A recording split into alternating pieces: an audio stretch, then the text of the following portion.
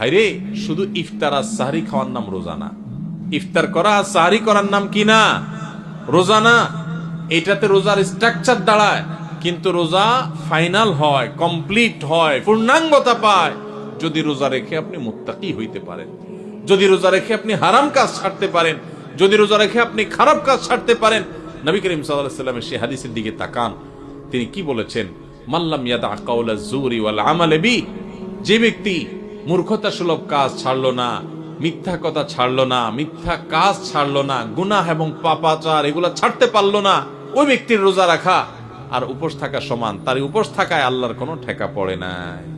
অতএব এই বছরের রমজানে আমরা আসেন আগে থেকে পরিকল্পনা করি, ভাইরা আমার, আল্লাহকে সাক্ষী রেখে আল্লাহর সাথে কথা দেই, আল্লাহ এত বছর রোজা রাখছি, তোমার রোজার মর্ম বুঝি নাই, এই বছর আমি রোজার মর্মটা একটু বুঝে রোজাটা সঠিকভাবে রাখবো।